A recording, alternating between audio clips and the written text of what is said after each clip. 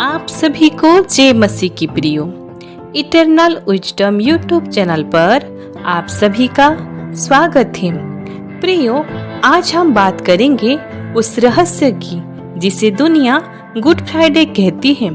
पर क्या आपने कभी सोचा है ये गुड फ्राइडे क्यों है? आइए जानते हैं। लेकिन प्रियो, वीडियो को शुरू करने से पहले आप हमारे चैनल को सब्सक्राइब करें और बेल आइकन को दबाना ना भूलिए।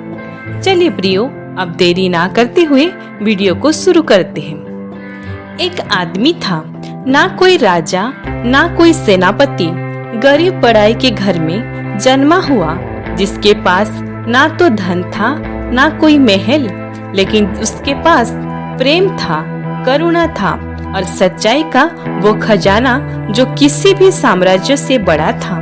वो जहाँ भी गया चमत्कार और दया उसके कदमों के साथ चलते थे।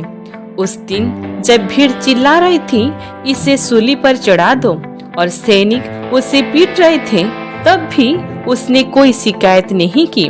उसके लहू से जमीन लाल हो रही थी, लेकिन उसकी आत्मा में उजियारा थी। चेहरा दर्द से भरा था, लेकिन आंखों में बस एक ही संदेश था, क्षमा।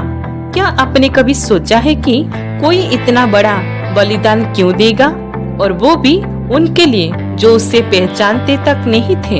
ये केवल एक दिन नहीं था, ये वो दस्तावेज है जिसमें लिखा है कि परमेश्वर ने तुमसे कितना प्रेम किया। उस दिन न्याय और अन्याय आमने सामने खड़े थे।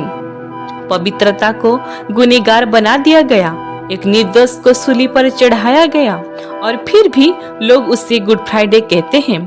क्यों? क्योंकि वही दिन था जब प्रेम ने दर्द को चूम लिया, जब क्रूस पर 3 किलो से टंगा एक शरीर अपने आखिरी सांस तक ये कहता रहा, हे पिता, इन्हें क्षमा कर, क्योंकि ये नहीं जानते कि ये क्या कर रहे हैं। यही तो रहस्य है गुड फ्राइडे का। ये जश्न नहीं था, ये युद्ध था, प्रेम और पाप के बीच, और जीत हुई उस प्रेम की जिसने मौत को भी हरा दिया। यीशु मसीह एक ऐसा नाम जिसने समय को 2 हिस्सों में बांट दिया। बीसी और एडी, वो कोई साधारण व्यक्ति नहीं था। उसने सच्चाई को उजागर किया, पाखंड को चुनौती दी, और वो प्रेम दिया जो आज भी हर टूटे हुए दिल को जोड़ सकता है। यहूदा इस्करियोत ने, जो यीशु मसीह के 12 शिष्यों में एक था, एक करीबी, एक मित्र, उसी ने चांदी के कुछ सिक्कों के लिए उसे बेच दिया। और ये घटना एक ऐसी रात को हुई जब यीशु अपने प्रिय बगीचे में गत्समनी में प्रार्थना कर रहे थे। उनका चेहरा गंभीर था, जैसे जानते हो कि अंधेरा अब गहराने वाला है। मसाले की चमकी सैनिक आए और उनके आगे आगे यहूदा चल रहा था। उसने चुंबन देकर यीशु की पहचान करवाई। सोचिए, जब अपना ही अपनों को सौंप दे तो क्या गुजरती है उस आत्मा पर कि फिर भी उस घड़ी में भी यीशु ने उसे मित्र कहा। यही है एक प्रेम जो क्रूस तक गया, मसीह का प्रेम जो धोखे में भी दया दिखाता है। यही प्रेम हमें सिखाता है कि बदले की नहीं, क्षमा की राह ही मुक्ति की ओर ले जाती है। यीशु ने कभी प्रतिरोध नहीं किया, उसने जानबूझकर दर्द को चुना, क्योंकि वो हमारे अपराध की कीमत चुका रहा था। सैनिकों ने उसे गिरफ्तार किया और फिर ले जाया गया। धार्मिक नेताओं और रोमी शासकों के सामने पर कोई अपराध सिद्ध नहीं हो सका, तो झूठे गवाह खड़े कर दिए गए। फिर भी वो मौन रहा।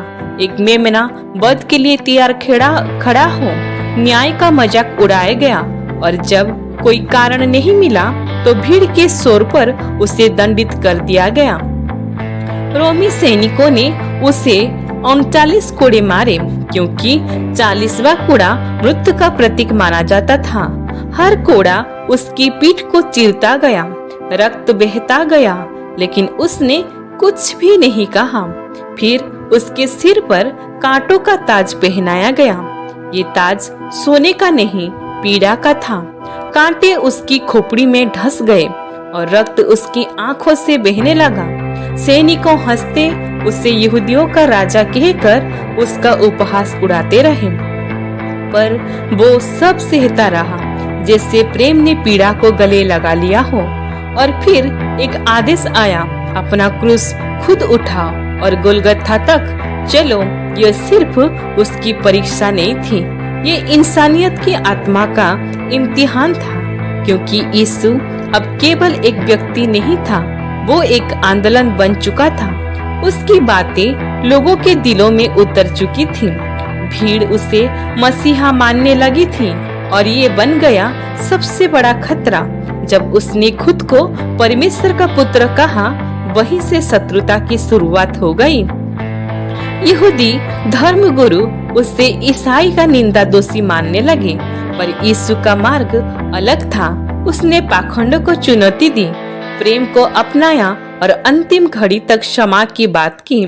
गोलगत्था की राह सिर्फ एक रास्ता नहीं था, वो मुक्ति की सीढ़ियां थी, एक भारी लकड़ी का क्रूस जिसे एक लहूलुहान पीठ पर रखा गया था। हर कदम के साथ दर्द बढ़ता गया, सांसें धीमी होती गई, लेकिन वो रुका नहीं। रास्ते में लोग हंसे, धिक्कार ठुका, कुछ औरतें रोती रहीं, पर अधिकतर लोग बस तमाशा देख रहे थे।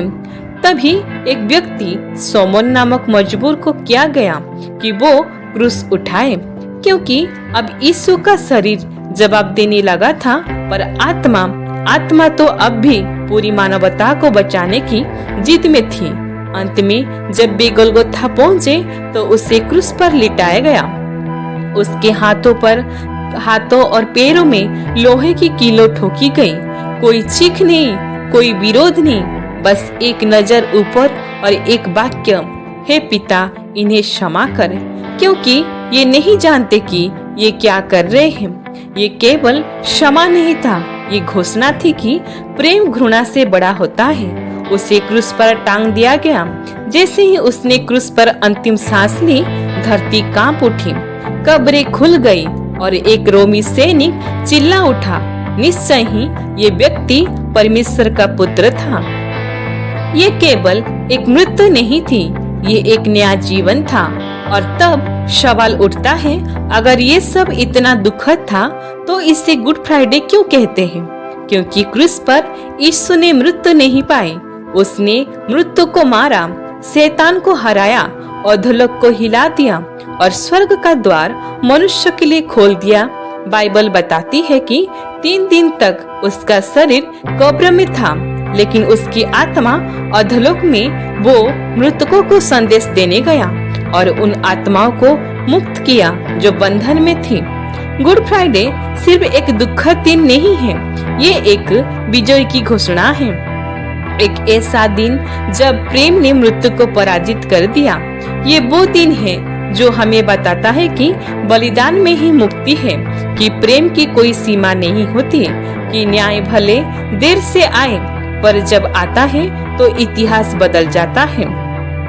हर बार जब जीवन में दर्द, अन्याय या अकेलापन हो, उस क्रूस की ओर देखो। वहाँ एक आदमी था जिसने सब कुछ सहा और फिर भी प्रेम किया, और वो प्रेम आज भी तुम्हारे लिए जीवित है। गुड फ्राइडे शोक का दिन नहीं है, ये आत्मा के पुनरुत्थान का दिन है। ये दिन कहता है कि अंधकार के बाद सुबह जरूर आती है, और सबसे बड़ी बात, वो आशा जो क्रूस पर टंगी थी आज भी जीवित है। जब अगली बार गुड फ्राइडे आए तो केवल दुख न महसूस करें, बल्कि उस प्रेम को अपनाएं जो तुम्हारे लिए अपना जीवन दे बैठा। ये दिन हमें सिखाता है कि मृत्यु के पार भी जीवन है और दुखों के पीछे एक गहरा उद्देश्य हो सकता है। तो अब सवाल ये है कि क्या तुम उस प्रेम को स्वीकार करोगे या उसे अनदेखा कर दोगे?